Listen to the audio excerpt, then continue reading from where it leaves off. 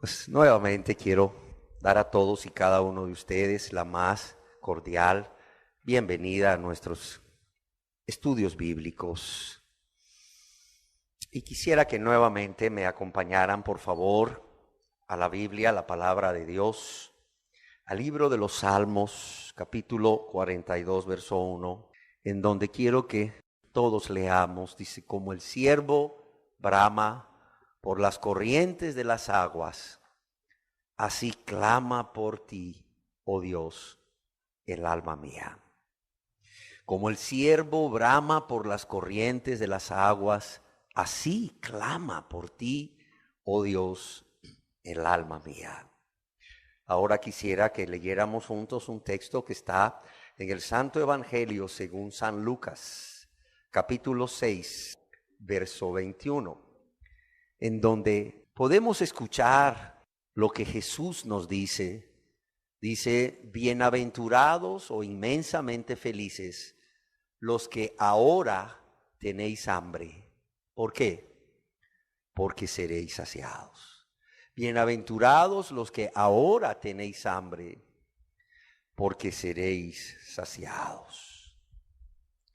El día de hoy quisiera compartir con ustedes la segunda parte de la serie de enseñanzas que hemos titulado ¿Tenemos hambre de Dios?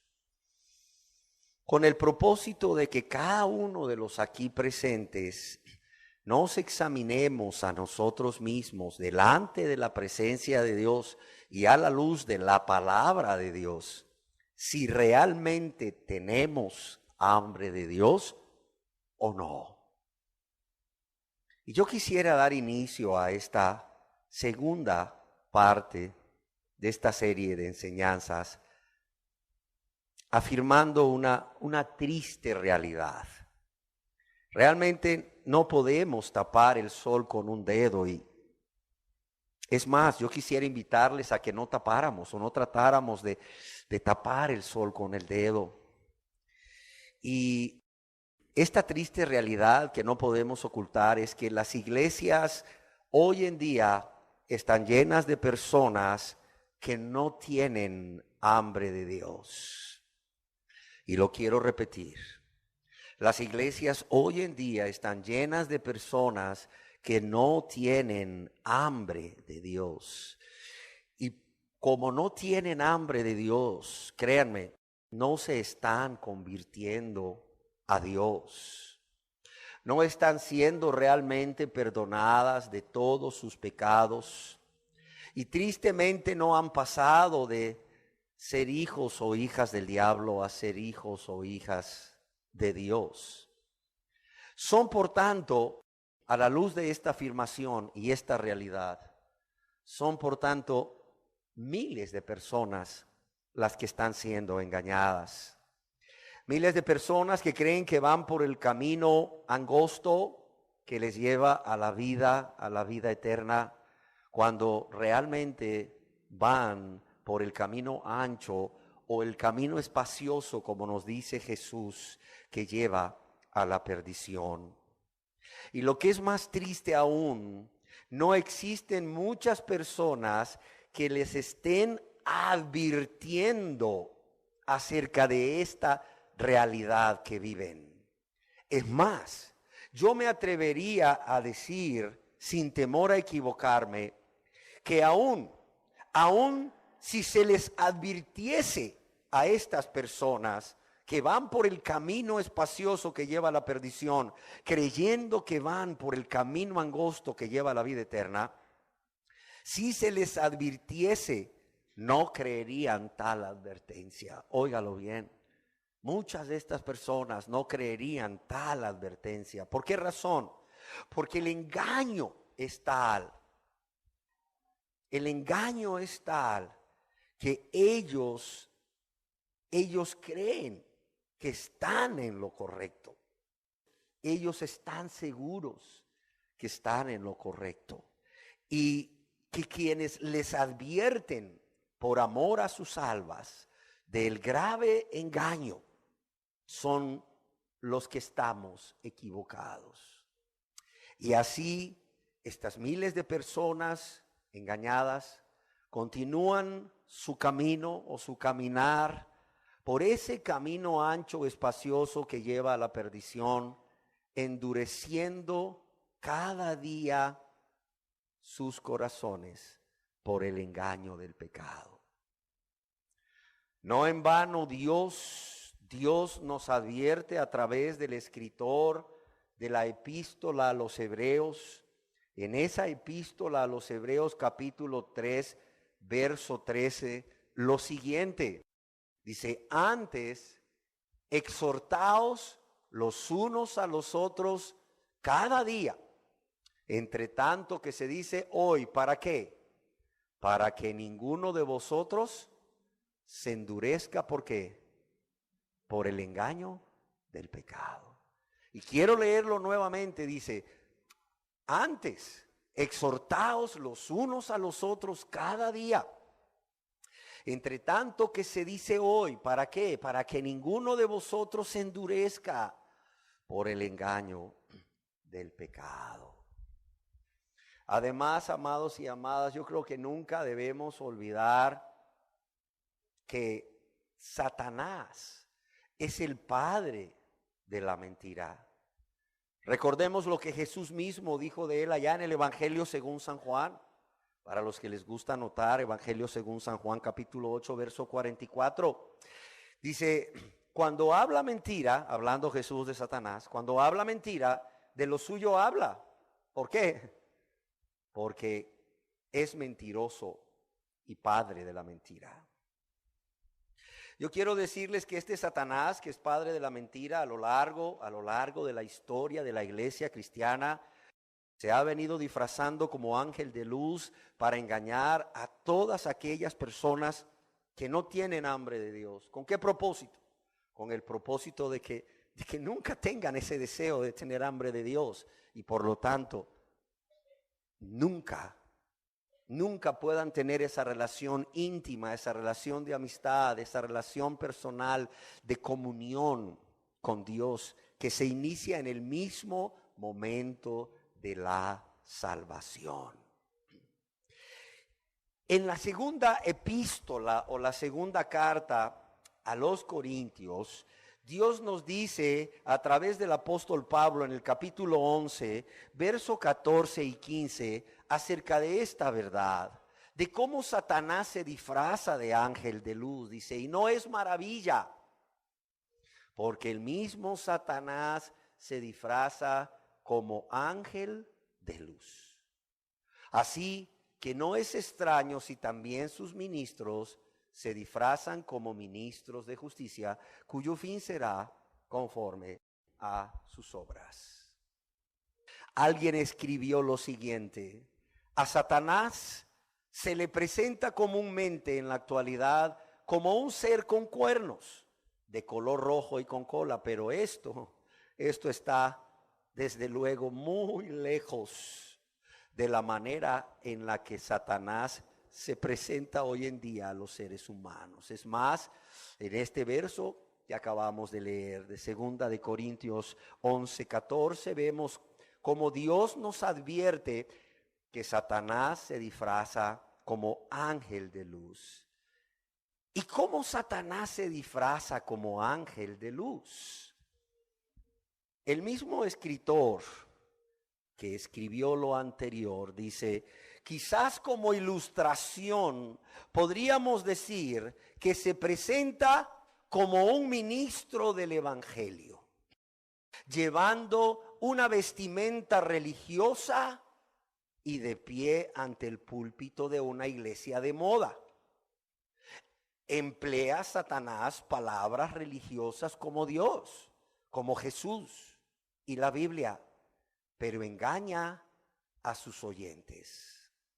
De hecho, J.N. Darby, otro escritor, dijo en cierta ocasión que Satanás o el diablo nunca es más satánico que cuando camina en medio de los seres humanos cargando una Biblia. Y yo quiero decirles que Satanás utiliza para este fin de engañar a las personas, a sus ministros. ¿Qué quiere decir sus ministros? Personas que en este mundo, en esta tierra, siempre y especialmente ahora, en este tiempo que nos ha tocado vivir, personas que le sirven, personas que le ayudan voluntariamente y personas que le adoran y personas que se prestan a ese propósito de engañar. Y yo quiero decirles que estas personas tampoco las vas a ver con esa cara de monstruos, no. Si Satanás se disfraza como ángel de luz, como bien nos decía este escritor, como un ministro del evangelio, de pie ante el púlpito con una Biblia en la mano y utilizando lenguaje que viene en la Biblia, o lenguaje o palabras extraídas de la Biblia como Dios, Jesús y muchos versos de la Biblia. Así también sus ministros. Sus ministros son personas que van a tener apariencia de piedad, óigalo bien. Son personas que van a tener apariencia de piedad, van a parecer tan espirituales, van a parecer tan santas, van a parecer tan de Dios, ¿verdad? Pero dice que con sus hechos que negarán la eficacia de la piedad. Solo bastará con oírlos hablar por un tiempo, solo bastará con verlos cómo se comportan ante la sociedad, cómo reaccionan ante los diferentes hechos que ocurren a su alrededor, cómo reaccionan en las diferentes circunstancias. Y ustedes se van a dar cuenta realmente que estas personas que tienen apariencia de piedad están negando con sus hechos la eficacia de ella. Quizás usted se pregunte, oiga ministro, pero usted está hablando de ministros. Pues la verdad es que no estoy hablando de ministros de Dios. ¿De quién estoy hablando? Estoy hablando de ministros de Satanás. De ministros de Satanás, como nos dice Dios o como nos advierte Dios ahí en lo que ya leímos en 2 de Corintios 11, 14 y 15. Amén. Yo quiero responder a una pregunta que quizás haya en su mente. Si hay miles de personas que hoy en día están engañados o engañadas porque creen que van por el camino angosto que lleva a la vida eterna, pero realmente van por el camino espacioso o ancho que lleva a la perdición. Y estas personas están ahí en las iglesias. Y me atrevo a decir que muchas de ellas han hecho profesión de fe. Sí, han hecho profesión de fe, han aceptado a Jesús como su Salvador. ¿Cómo son estas personas? ¿O cuáles son las características de estas personas que hoy están llenando los templos de cualquier organización religiosa o denominación, pero que no tienen hambre? Dice, en nuestra enseñanza anterior, hablamos acerca de tales personas, pero considero necesario referirme nuevamente a ellas. ¿Por qué? Por la importancia que tiene para la vida espiritual de todos nosotros, pero también por la importancia que tiene para el destino eterno de todos los que estamos aquí.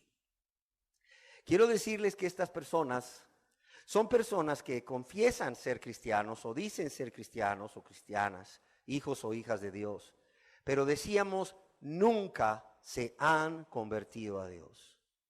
Es decir, nunca en sus vidas ha habido un sincero o un verdadero arrepentimiento y una fe o confianza en Jesús como su único y suficiente y necesario Salvador. Son personas que confiesan o dicen haber creído en Jesús como su Salvador, pero realmente esta fe nunca fue acompañada de un verdadero arrepentimiento.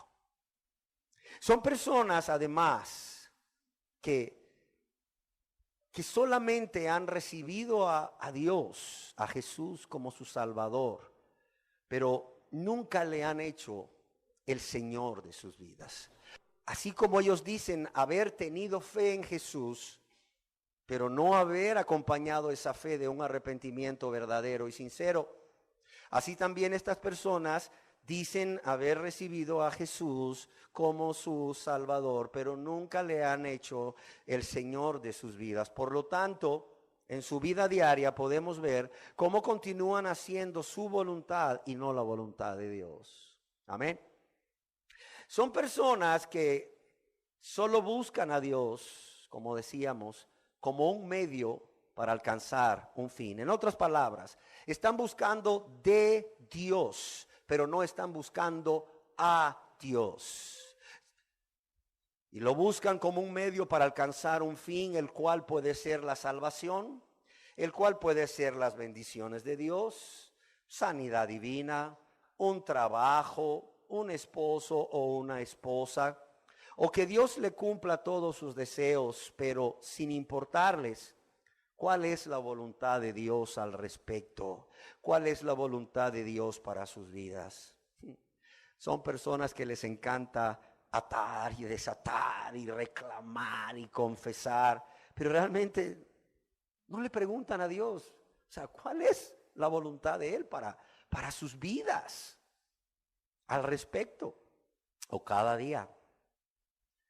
Son personas, como decíamos, que buscan de Dios, pero no a Dios. Buscan la salvación de Dios, pero no al Dios que desea que todos los seres humanos sean salvos y vengan al conocimiento de la verdad. Son personas que buscan las bendiciones de Dios y sus promesas, pero no al Dios de las bendiciones y las promesas. Son personas que tienen una religión, pero no una relación personal con Dios. Son personas que son miembros de una organización religiosa o de una denominación, pero no tienen una relación personal con Dios. ¿Por qué razón? Porque no les importa a Dios. No les importa a Dios, solo lo de Dios. Son personas que dicen, no, mire, yo soy un hijo de Dios, pero wow, mano, ¿cómo lo tratan? Mira, todos los días lo ofenden, todos los días lo lastiman, todos los días le producen dolor en su corazón. ¿A través de qué? A través de vivir una vida de egoísmo, una vida de rebeldía, una vida de práctica de pecado. Y ahí los ves practicando todo tipo de pecado. Ahí los ves en sus lujurias, ahí los ves en sus lascivias, ahí los ves en sus adulterios y en sus fornicaciones. Sí, ahí los ves en sus enojos, en sus pleitos, en sus celos, en sus iras. Ahí los ves en sus mentiras, en sus hipocresías. Ahí lo ves robando al prójimo y robándole a Dios. Ahí los ves amando el mundo y las cosas del mundo. Ahí los ves amándose a ellos mismos y los deleites temporales del pecado más que a Dios. Pero dicen, yo soy salvo, yo soy hijo de Dios, yo soy hija de Dios. Pero realmente, y lo digo con todo respeto, viven como hijos del diablo. La cebra es rayada, ¿sí o no? ¿Y el tigre de Bengala es rayado, sí o no? ¿La cebra es hija de un tigre de Bengala? No. Mira. Si tú vives como un hijo del diablo, si estas personas viven como hijas del diablo, ¿cómo pueden confesar que son hijos de Dios? O sea, la verdad es inaudito, pero lo hacen.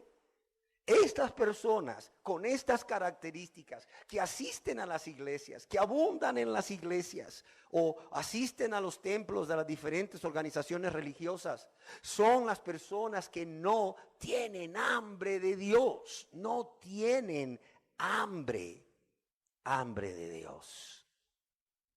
Si usted nos acompaña hoy por primera vez o acostumbra a reunirse con nosotros en nuestras asambleas públicas de adoración, pero no estuvo en la asamblea anterior o en la reunión anterior, quizás usted se esté preguntando, bueno, ¿y qué es eso de tener hambre de Dios? Bueno, rápidamente le diré que tener hambre de Dios es tener ese deseo intenso, ese deseo ardiente que nos consume, primeramente por alcanzar o restaurar nuestra relación personal de amistad con Dios.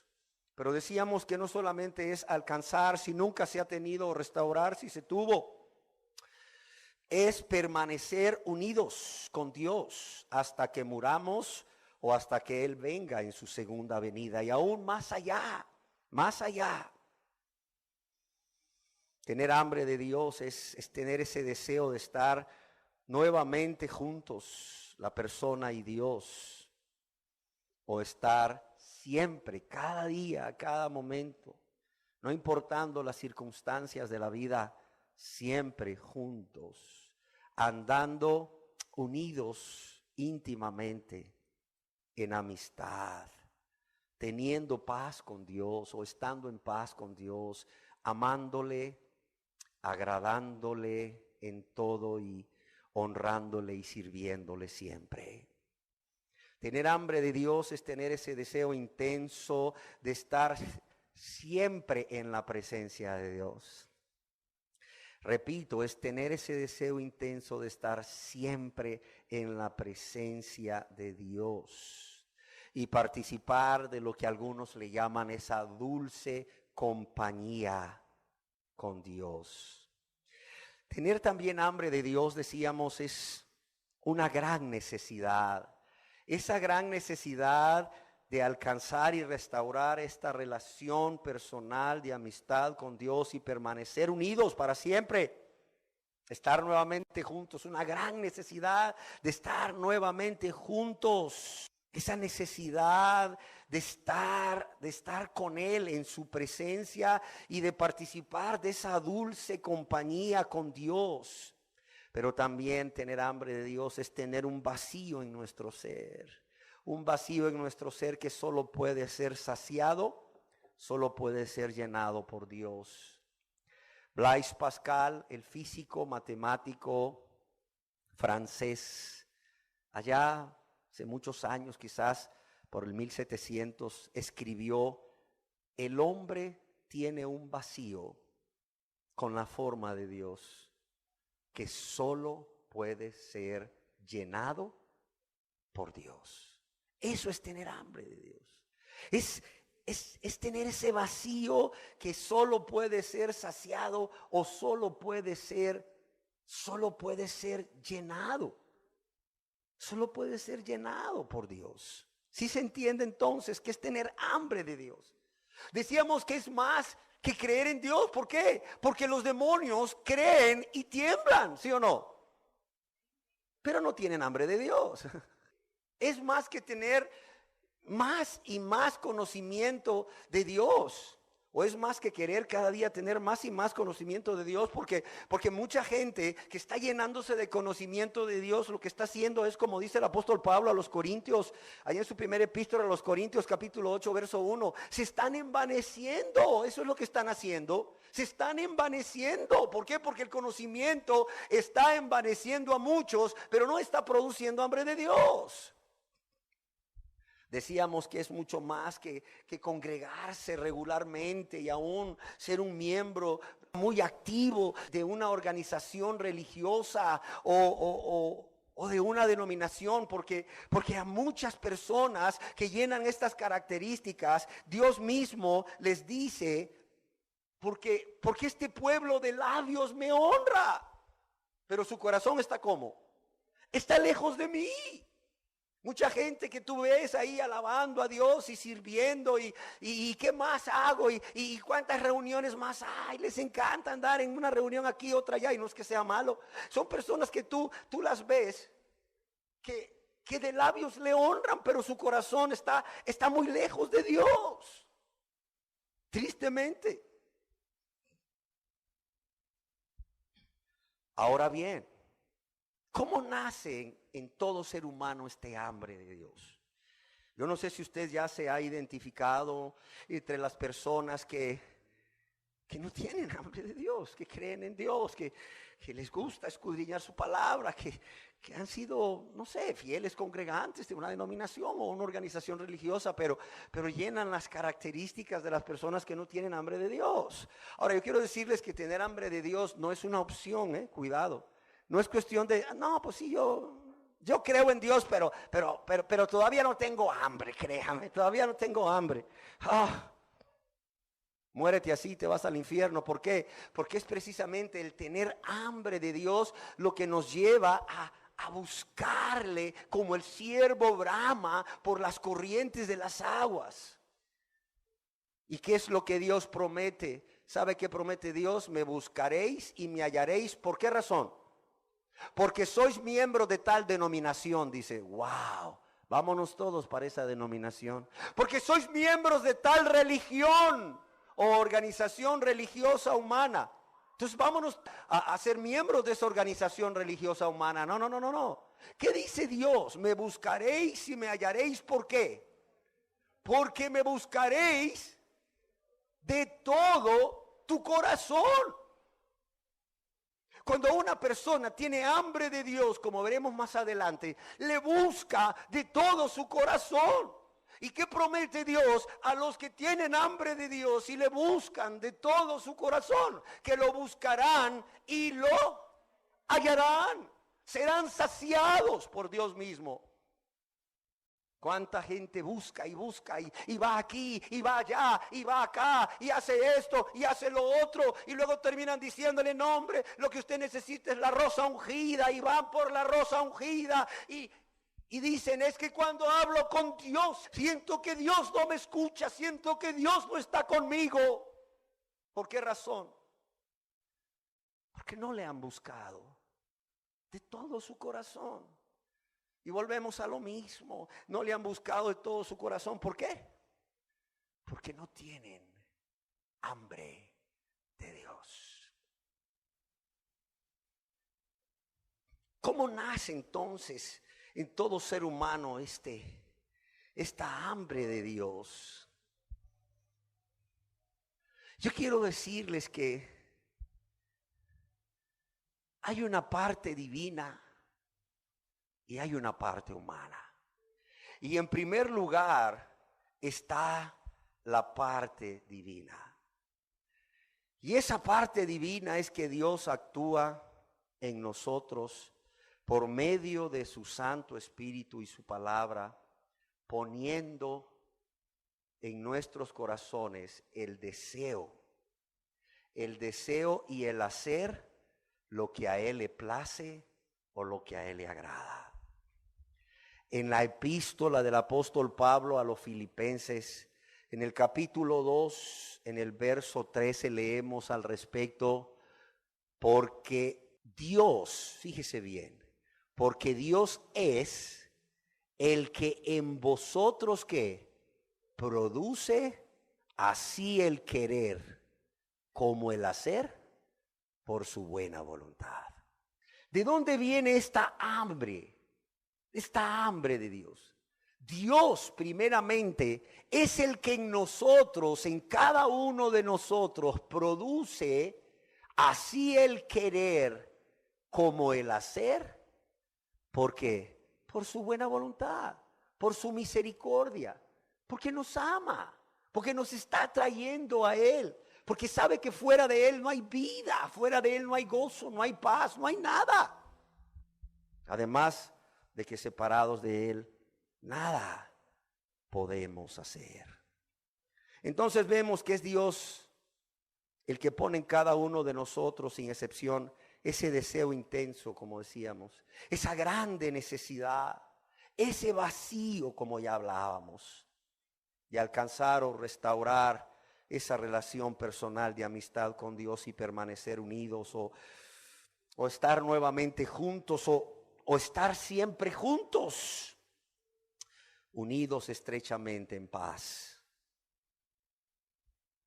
siempre en la presencia de Dios, disfrutando de su dulce compañía o disfrutando en su dulce compañía. Amén. Ahora bien, quizás usted se pregunte, como yo lo hice, si Dios es el que pone, como ya leímos, el deseo en nosotros de tener hambre de Él, y Dios es todopoderoso, entonces, ¿por qué no todas las personas tienen hambre de Dios? Y es una pregunta lógica, ¿sí o no? Si es Dios quien lo pone el deseo en nosotros de tener hambre de Él, y Dios es todopoderoso, ¿por qué entonces no todas las personas tienen hambre de Dios? ¿Por qué las iglesias están llenas, o los templos de las organizaciones religiosas o denominaciones están llenos de personas que no tienen hambre de Dios? Permítanme responder esta pregunta haciéndoles dos preguntas. ¿Me permiten? No nos queda de otra. Gracias. La primera es el deseo de Dios que todos los seres humanos se arrepientan, ¿sí o no? Sí, exacto. En la segunda epístola del apóstol San Pedro, capítulo 3, verso 9, podemos leer al respecto, el Señor no retarda su promesa. ¿Cuál promesa? De venir por segunda vez y derramar juicio sobre los incrédulos. El Señor no retarda su promesa, según algunos la tienen por tardanza, sino que, dice aquí, sino que es paciente para con nosotros, no queriendo que ninguno perezca, sino que todos procedan ¿a qué? Al arrepentimiento. Dios ha prometido en su palabra que Él va a traer un juicio sobre todos aquellos seres humanos que rechazaron a su Salvador, a su Mesías, pero también esa grande salvación que Dios ofreció a estos hombres por la fe que es en Cristo Jesús. Y Dios ha prometido que ese día Él va a traer juicio sobre estas personas. Y lo va a hacer, créanme, lo va a hacer. Y si parece que Dios se ha retrasado, créanme que no es porque Dios esté siendo infiel a su promesa, sino que, como ya leímos, dice que Dios es paciente. ¿Para quién? Para con nosotros. No queriendo ¿qué? Que ninguno perezca, sino que ¿qué? Sino que su deseo es que todas las personas, todos los seres humanos creados por Dios, vengan al arrepentimiento. En otras palabras, vemos cómo Dios está extendiendo a propósito el tiempo de la gracia para que todos los seres humanos en todas las partes tengamos la oportunidad de arrepentirnos.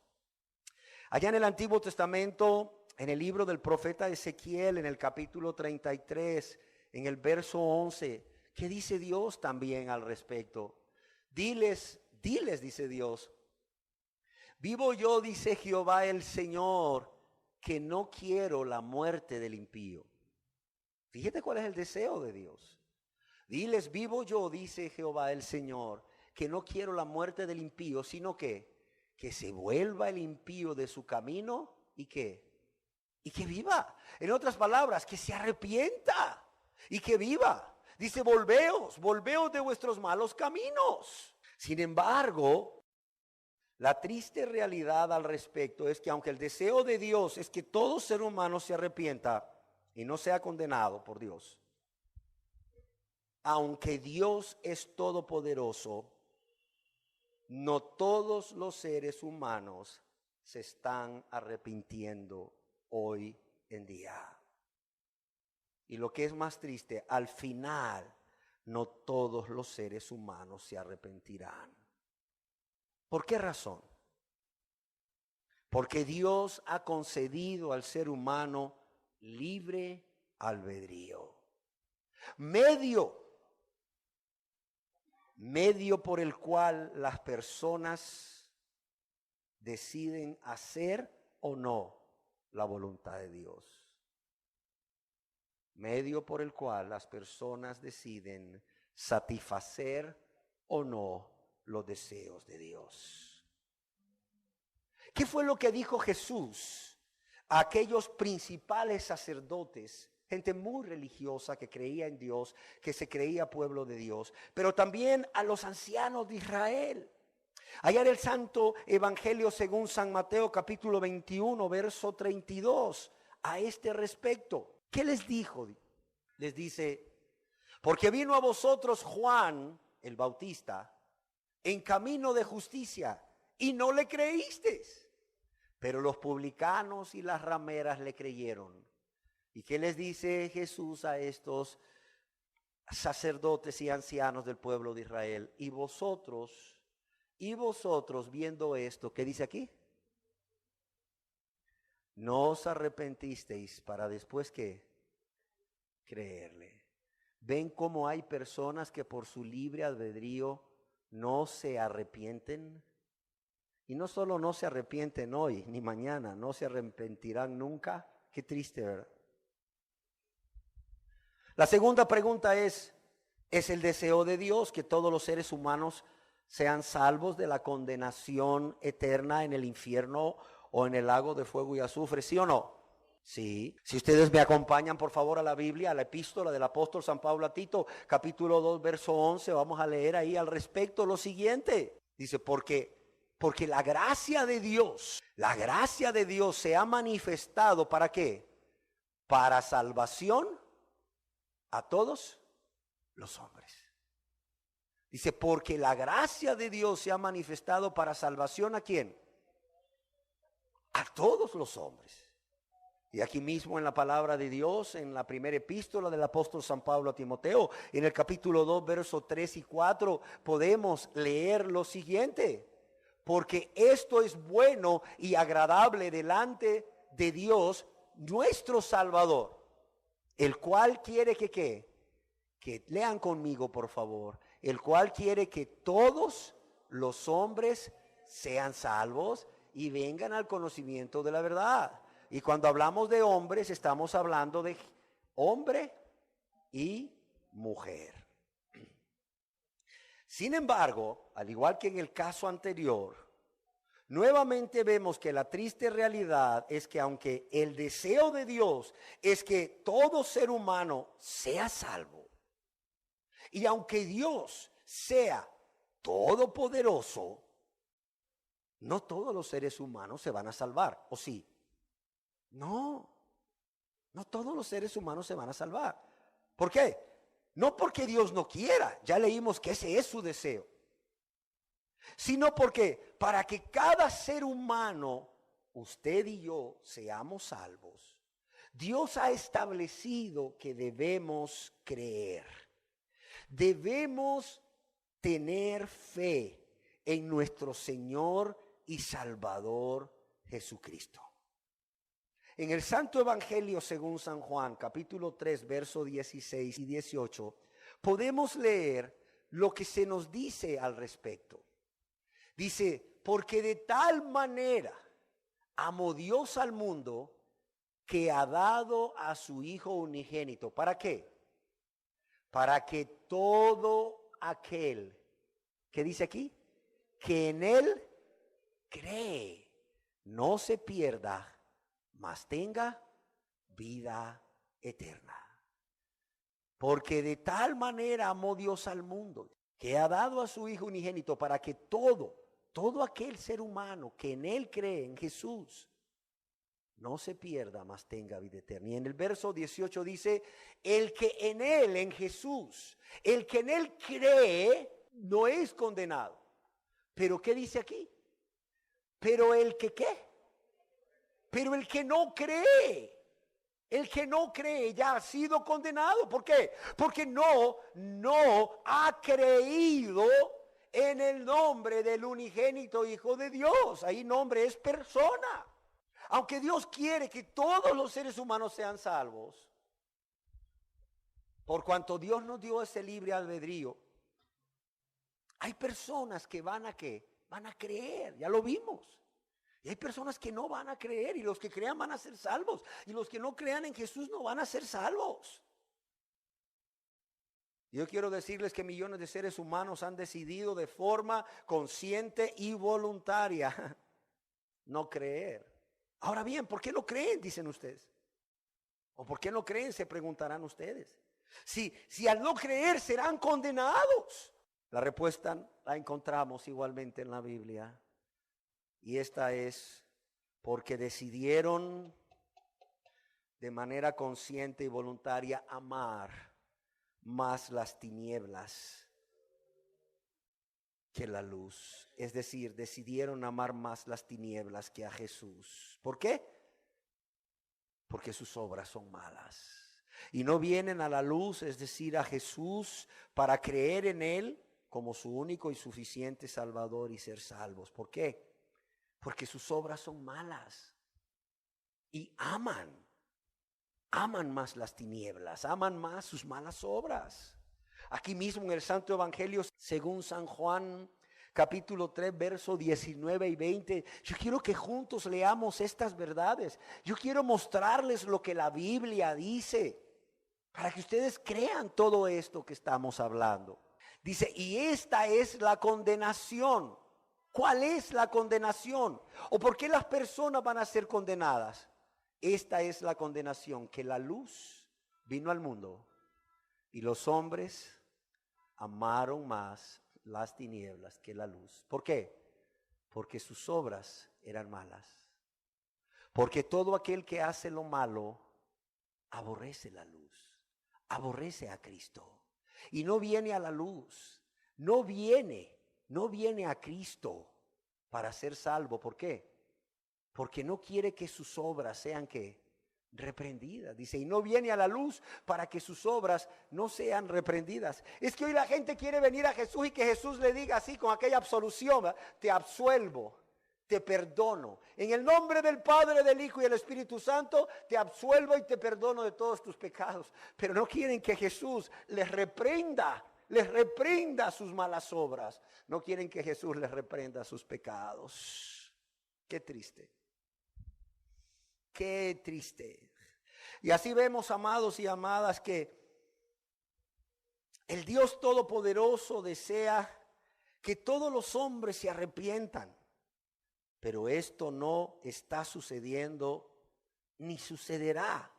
¿Por qué? Porque el ser humano tiene libre albedrío. Vemos también cómo, de igual manera, este Dios Todopoderoso desea que todos los hombres sean salvos. Pero ¿por qué no está sucediendo esto ni va a suceder? Porque el ser humano tiene que ejercer fe, tiene que creer.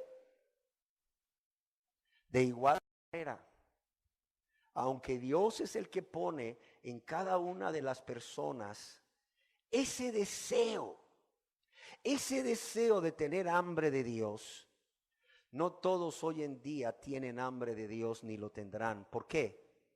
Porque están llenos. Porque están saciados. Y usted se preguntará, ¿saciados de qué? ¿Llenos de qué? Bueno, están llenos o saciados de egoísmo. ¿Y qué es eso? Es ese amor desmedido por ellos mismos o por ellas mismas, más que a Dios y más que a su prójimo. Por eso hay tanta maldad, tanta destrucción en los matrimonios, tanta destrucción en la familia. Por eso es que en nuestros países hay tanto índice de muertes por cada 100,000 habitantes y tanta corrupción y tanta impunidad. ¿Por qué? Porque las personas están saciadas de egoísmo, de un amor desmedidos por ellos o ellas mismas, más que por Dios y su prójimo, que no les importa nadie más, no les importa nadie más, no les importa cuál sea la consecuencia de sus pecados para con Dios, ni para con su prójimo, ni para con esta sociedad o este país. Qué triste. Aunque Dios es el que pone el deseo, el querer tener hambre de Dios, no todos tienen hambre de Dios hoy en día ni la tendrán, porque además de estar saciados o llenos de egoísmo, están saciados o llenos de pecados. Sus corazones están llenos de pecado. Porque del corazón del hombre, dice Dios en su palabra, porque del corazón del hombre salen. Y empieza a Dios a mencionar una serie de pecados. Estas personas no buscan a Dios con todo su corazón porque están saciados, están llenos en su corazón ¿de qué? De pecados. De pecado de lujuria, de pecado de lascivia, de pecado de fornicación, de pecado de adulterio, de pecado de mentira, de pecado de enojo, de pecado de pleito, de pecado de celos, de pecado de amargura o de resentimiento, de pecado de vanidad, de soberbia o cualquier otro pecado, pero pecado al fin. Además están llenos o saciados con los deleites temporales que estos pecados que están practicando les ofrecen. Porque no les voy a negar, el pecado se presenta como algo muy agradable. Satanás va a tentar a la persona, cristiana o no cristiana, a través de algo muy agradable, a través de algo que genera mucho placer. mas nunca le va a decir las consecuencias de este placer. Primeramente, que es temporal.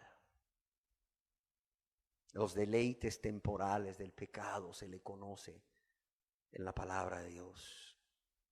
Pero ¿de qué otra cosa están llenos? Están llenos de justicia propia, es decir, están ellos mismos justificándose a sí mismos, o están ellos mismos declarándose limpios, declarándose puros delante de Dios, declarándose inocentes por lo que están haciendo o por lo que están dejando de hacer.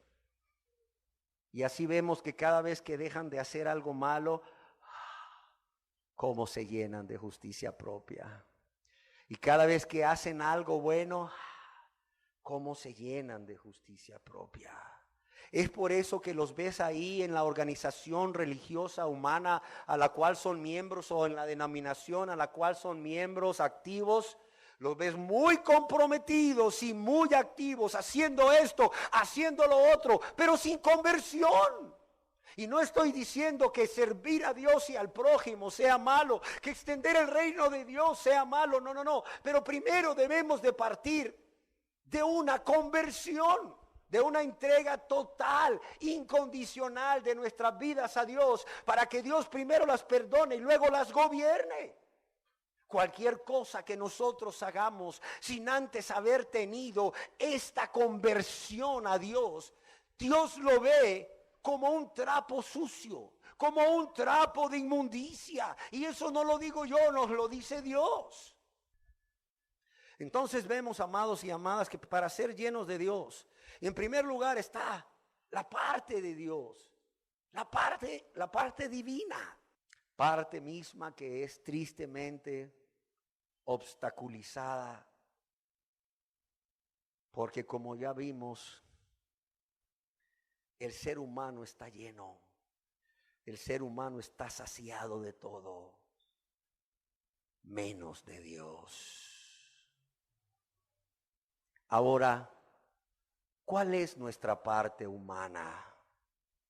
¿Cuál es la parte que nos corresponde?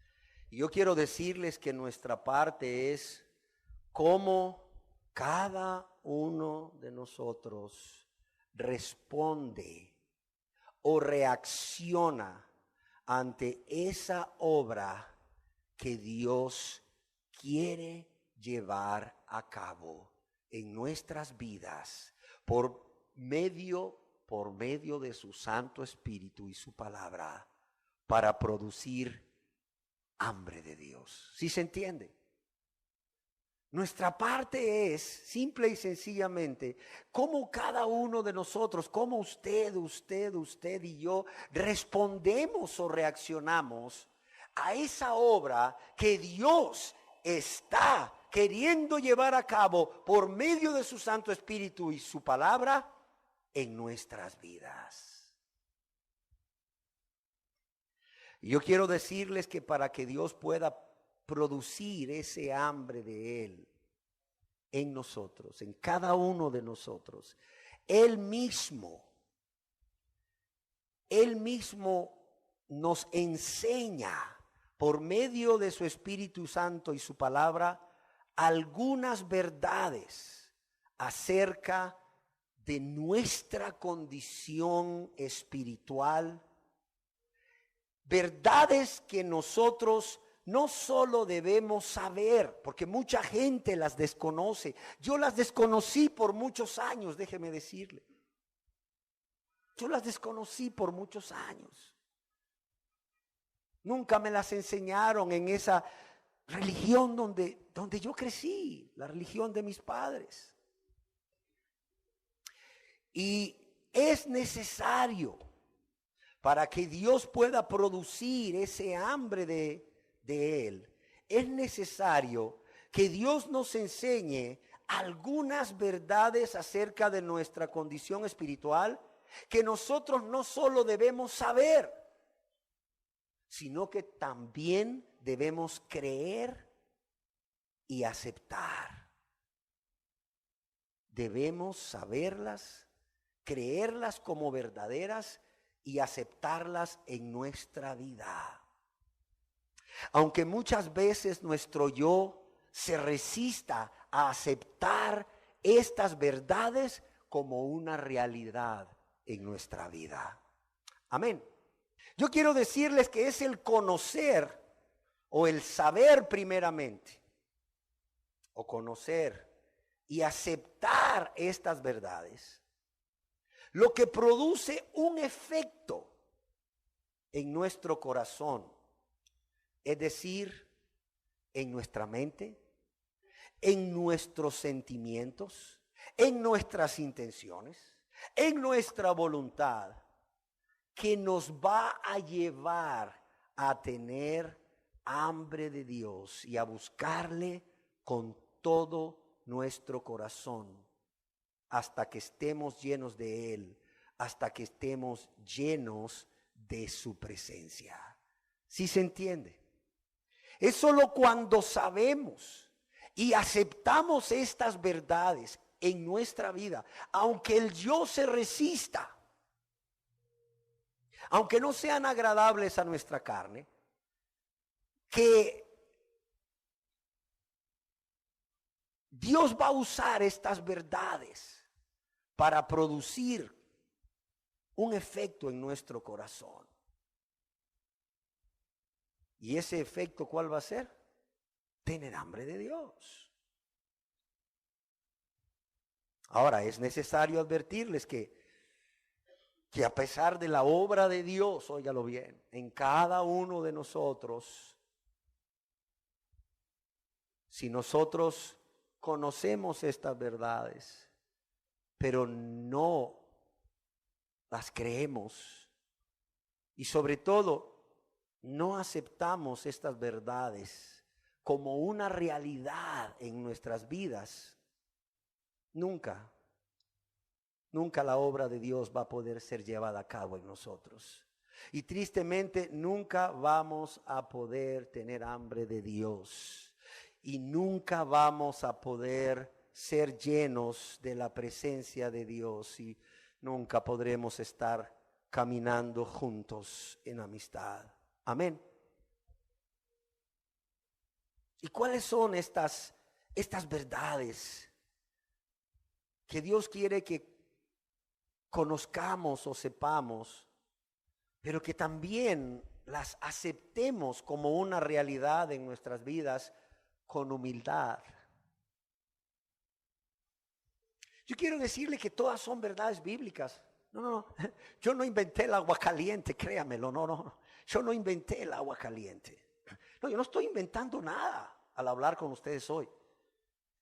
Todas son realidades bíblicas que han estado ocultas a nuestros ojos porque no nos las han enseñado o porque nosotros nunca hemos tomado el tiempo para leer y meditar este libro conocido como las Sagradas Escrituras.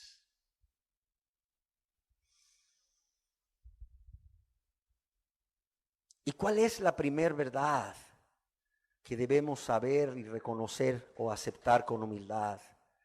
La primer verdad es que todo el tiempo que hemos vivido en esta tierra, viviendo egoístamente, practicando uno o más pecados, cualquiera de los pecados que he mencionado, los que Dios te muestre,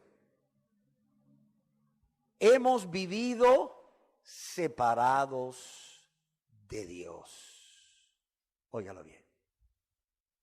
La primera verdad es que todo el tiempo en que hemos vivido en esta tierra, viviendo egoístamente, practicando uno o más pecados, hemos vivido separados de Dios.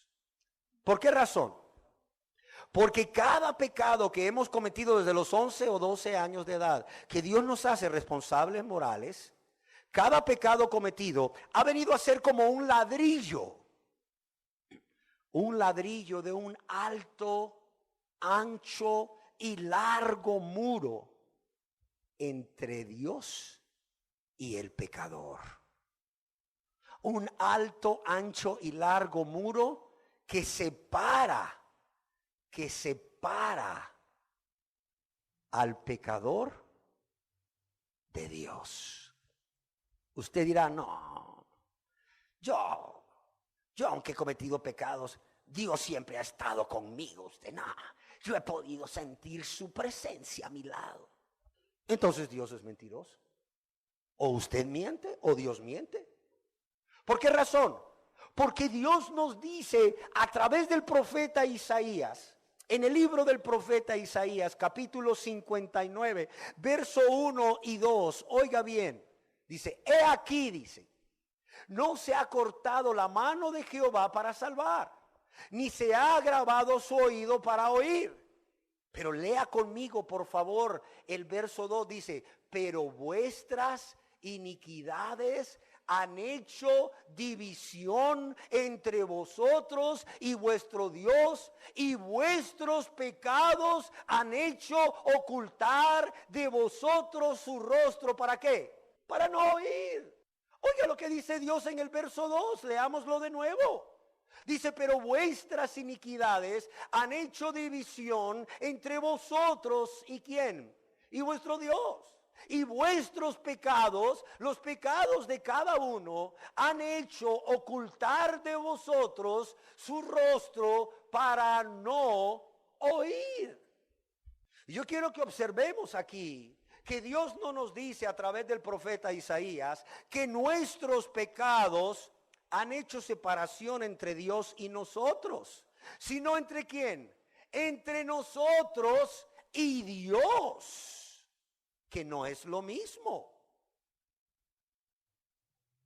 Al decir que nuestros pecados han hecho separación entre nosotros y nuestro Dios, esto significa que hemos sido nosotros los que hemos estado levantando el muro que nos separa. Que el muro que nos separa, que nosotros hemos levantado, está de nuestro lado. ¿Sí o no? Esto es igual que cuando vives ahí en una colonia donde las casas son pegaditas, ¿verdad? Está la pared de tu vecino y está ¿cuál? Tu pared. Y a veces utilizamos la pared del vecino como nuestra pared, ¿verdad? Pero no es nuestra pared. Óigalo bien. Dios nos dice que somos nosotros los que hemos levantado el muro, sí, que nos separa con Él. Que el muro está de nuestro lado, no del lado de Dios. Que la voluntad de Dios ha sido siempre estar con nosotros, pero que nuestra voluntad ha sido levantar un muro que luego viene a hacer separación entre nosotros y Dios. Y amados y amadas, el no saber esto, el no saber esta realidad o el saberla y no aceptar en nuestras vidas esta realidad, es lo que hace que siempre creamos que Dios ha estado con nosotros, que Dios ha estado de nuestro lado o que Dios ha estado ahí.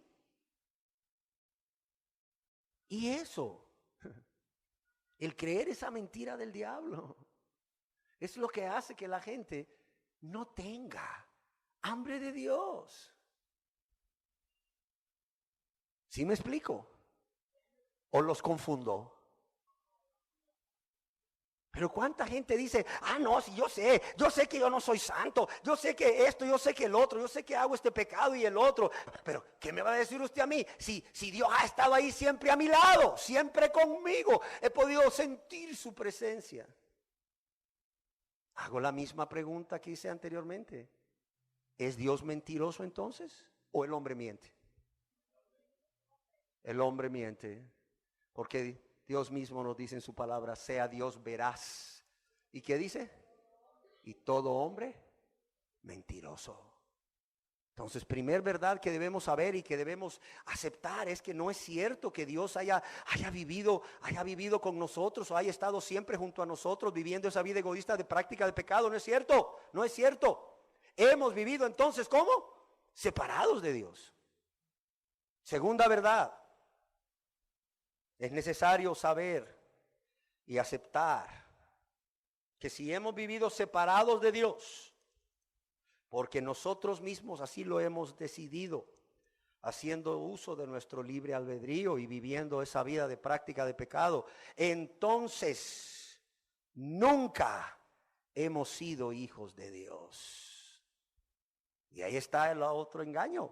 Todos somos hijos de Dios. No, todos somos creación de Dios, pero no todos somos hijos de Dios. Es más, ¿qué nos dice Dios mismo a través del apóstol Juan en la primera epístola universal de San Juan, apóstol, capítulo 3, verso 8? Y Dios es contundente cuando nos habla a través de Juan y nos dice, leámoslo juntos, dice, el que practica el pecado es ¿de quién? No, hermanos, es cristiano carnal, hermanos. ¿No dicen así ahora? A ver, pero esta es la Biblia, hermanos. Esto es lo que dicen los hombres, el cristiano carnal, que aceptó a Cristo pero sigue viviendo igual que antes, en sus mismos pecados y en sus mismas maldades. Pero es cristiano porque aceptó a Cristo. No. ¿Qué dice Dios a través del apóstol Juan en su santísima palabra, la Biblia? En primera de Juan 3:8. Si quiere usted, búsquela en su misma Biblia ahorita para que vea que no le estoy mintiendo. Trajo una Biblia, busque primera de Juan 3:8 y léala. Y va a encontrar lo mismo que estamos proyectando aquí. Que el que practica el pecado es ¿de quién? Es del diablo. Pero ¿qué le han hecho creer a la gente? No, hermano, no se preocupe, es poquito a poquito, hermano. Es en el tiempo de Dios, hermano. Es por áreas, hermano. Usted sígale. No, hombre, qué irresponsables. Para que haya hambre de Dios en nuestros corazones es necesario que conozcamos y aceptemos esta realidad, aunque nos duela, aunque no nos guste. Aunque ahorita tu yo se esté retorciendo dentro de ti. ¿Cómo es eso que dice ese hombre? Que nunca ha sido hijo de Dios, sino que ha sido hijo del diablo. Bueno, pues si no lo digo yo, ya lo leímos todos. Y estoy seguro que tú ya lo encontraste en tu Biblia también, si trajiste una Biblia. Y si la realidad es esta, que nunca hemos sido hijos de Dios, y por tanto nunca ha habido una relación de padre a hijo o de padre a hija con Dios, entonces la única relación ha sido ¿de qué? De creador a creación. Ah, pero es que Dios me ha respondido. Mira, Él hace salir su sol ¿sobre qué? Sobre buenos y malos. Y hace caer su lluvia ¿sobre qué? Sobre justos e injustos. Ese es el carácter de Dios. Así, es el carácter de Dios. De nuevo, el no saber esta verdad o saberla y resistirte a creerla como una realidad en tu vida, esto te va a llevar a creer que eres hijo de Dios, que eres hija de Dios, y el estar engañándote a ti mismo o a ti misma, creyendo que eres hijo de Dios o eres hija de Dios cuando no lo eres. ¿Sabes qué va a pasar? Que esto va a impedir que Dios lleve a cabo su obra de producir hambre de Él en ti. Amén. En tercer lugar, es necesario saber, pero no solo saber, sino aceptarlo como una realidad en nuestras vidas, que viviendo una vida de práctica de pecado de manera egoísta y de manera consciente y voluntaria, no somos amigos de Dios, sino que somos enemigos de Dios. Somos enemigos de Dios. Y si no, que nos lo diga Dios. Y para esto Dios utiliza ahora al apóstol Pablo, que allá en su epístola a los Romanos, capítulo 5, verso 10, nos dice lo siguiente. Romanos capítulo 5, verso 10, dice, porque si siendo ¿qué? Enemigos, fuimos reconciliados con Dios, dice, por la muerte de su Hijo. ¿Cuál es el estado? ¿Cuál es la relación más bien entre Dios y la persona que sigue practicando el pecado y que no ha sido reconciliado con Dios por la muerte de su Hijo? ¿Cuál es la relación que existe entre él o ella y Dios? Mira lo que dice aquí. Porque si siendo ¿qué? Enemigos. Esa es la realidad. Una persona que hizo una oración sin conversión sigue siendo enemiga de Dios. Sigue siendo enemigo de Dios. Solamente cuando sabemos esto y lo aceptamos como una realidad en nuestras vidas. Aunque nos duela, aunque no nos guste. es que entonces Dios va a poder hacer esa obra que Él quiere hacer, de producir en nosotros ese deseo intenso, esa hambre de Él.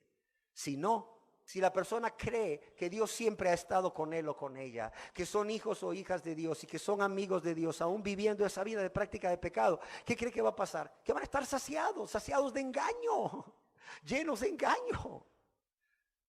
Además se van a poner a hacer obras ahí que los van a justificar más engaño. Y el diablo va a mandar ahí un falso profeta que le va a decir, hermanito, hermanita, y le va a dar privilegios, más engaño, más saciado, más lleno de engaño. Cuando la realidad es que Dios no ha estado con él o con ella, no es hijo ni hija de Dios, y no es amigo de Dios, es enemigo de Dios, es enemiga de Dios. En cuarto lugar, necesitamos saber o conocer esta verdad, pero también aceptarla en nuestra vida. Que si realmente seguimos viviendo esa vida de práctica de pecado, porque nunca nos hemos convertido a Dios, porque nunca hemos nacido de nuevo, porque nunca hemos sido perdonados y nunca hemos sido salvados por la fe que es en Cristo Jesús, el destino eterno y bien merecido de esa persona, ¿cuál es?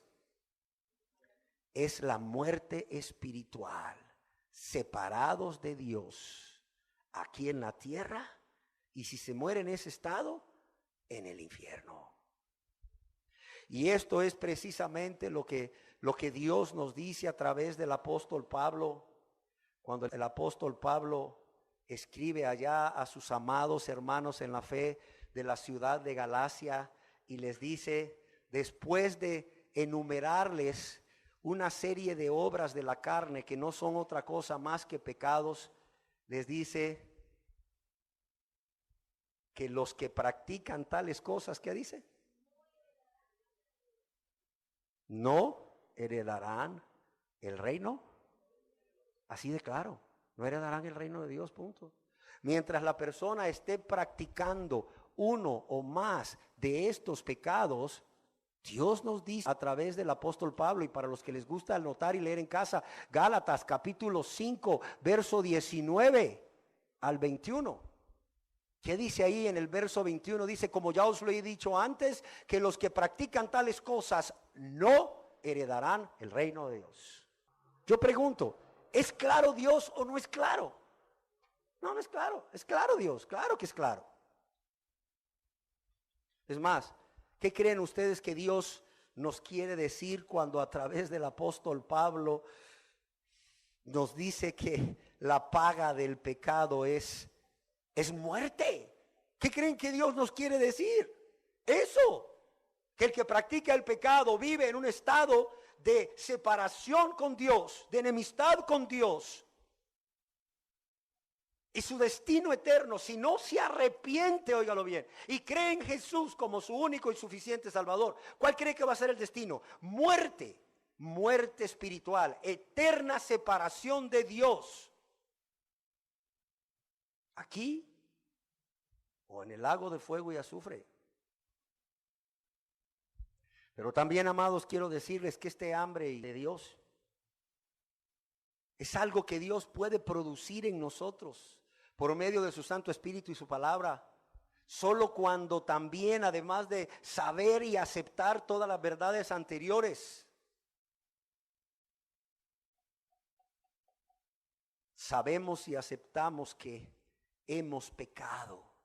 Y eso cualquiera lo acepta. Pero que hemos pecado contra Dios. Amén.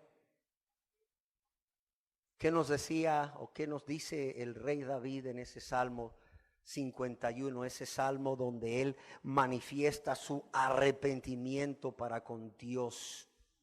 Salmo capítulo 51, verso 3 y 4. Oiga lo que escribió este hombre. Dice, primeramente porque yo reconozco mis rebeliones y mi pecado está siempre delante de mí. No se andaba justificando, ni echándole la culpa al diablo. No, para nada. Ni a la mamá, ni al papá, ni a la esposa, ni al esposo, ni a los hijos. No, a nadie le andaba echando la culpa. Dice, yo reconozco mis rebeliones y mi pecado está siempre delante de mí. Y mira lo que dice aquí. Dice, contra ti solo he pecado. ¿Y qué dice?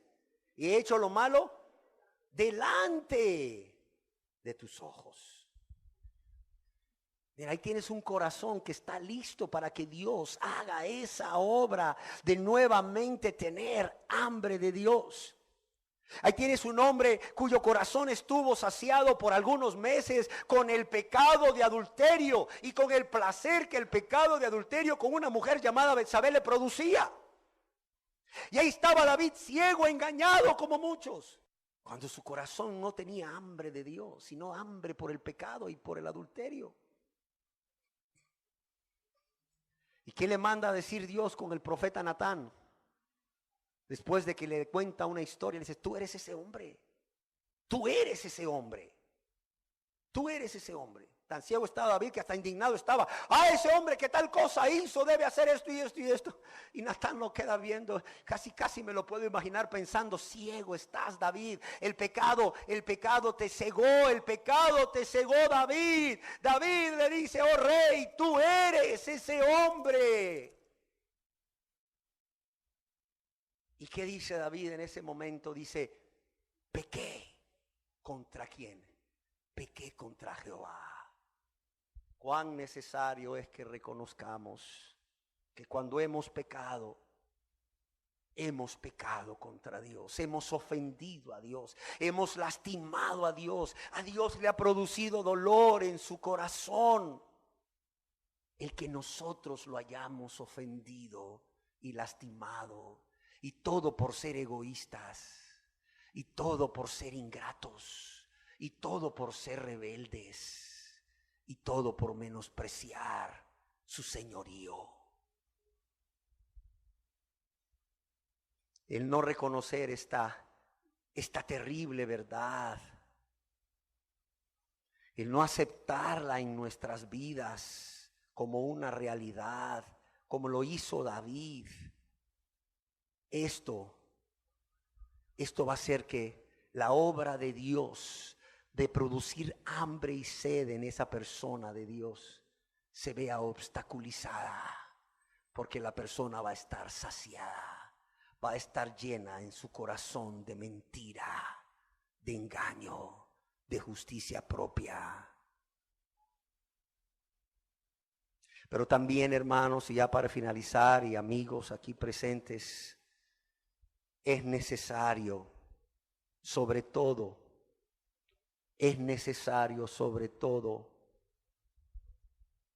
no solo saber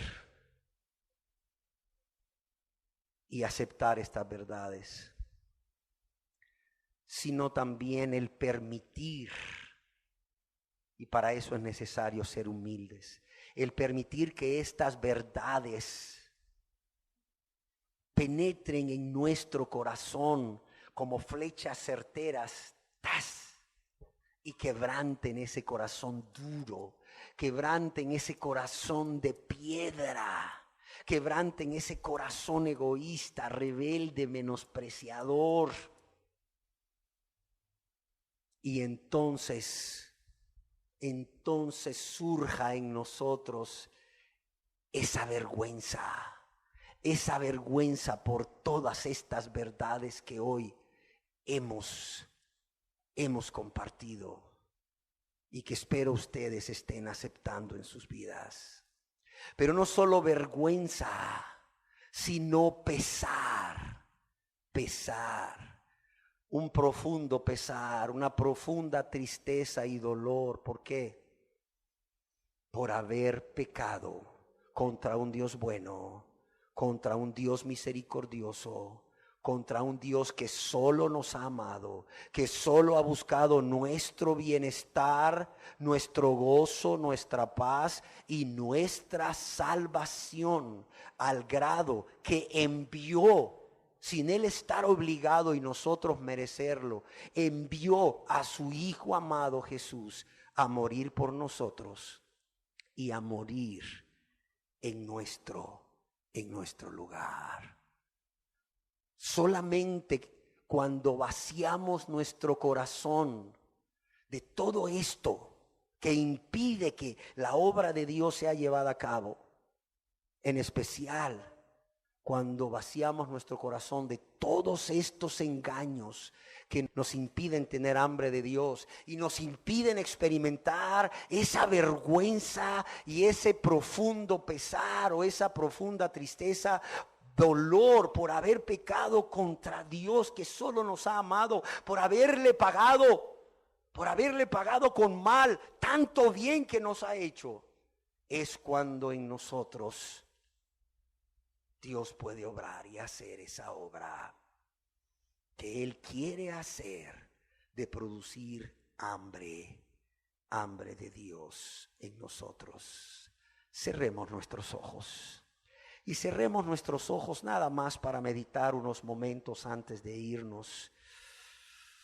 Y para decirles que,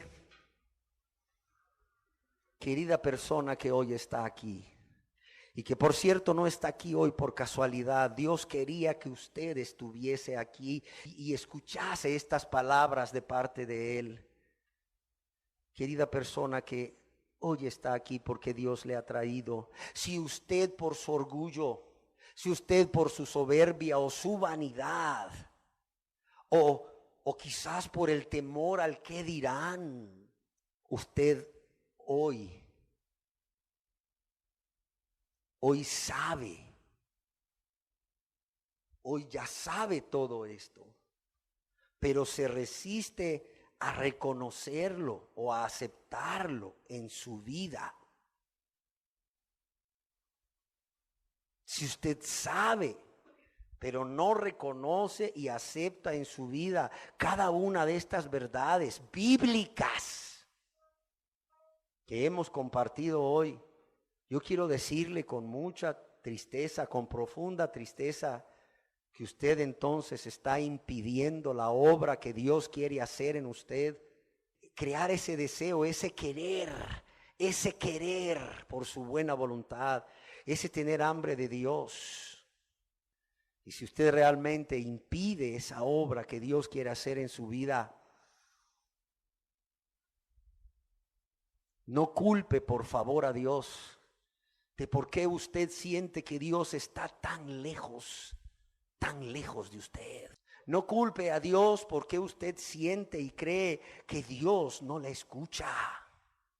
Es más, no culpe a Dios si Dios un día tendrá que condenarle o va a tener que condenarle al infierno o al lago de fuego y azufre. ¿Por qué razón? Porque fue usted quien impidió que Dios hiciera esa obra en su vida, esa obra de amor y misericordia, esa obra de poner en usted el deseo intenso de tener hambre de Él. No culpe a Dios, no reclame a Dios, porque solamente habrá un culpable, solamente habrá una culpable y es usted mismo, usted misma. Señor, te doy gracias por cada persona que hoy ha escuchado este mensaje, un mensaje extraído de tu palabra, un mensaje donde tú nos has hablado a cada uno, porque tú en tu misericordia quieres poner ese deseo, esa hambre de Dios en todos.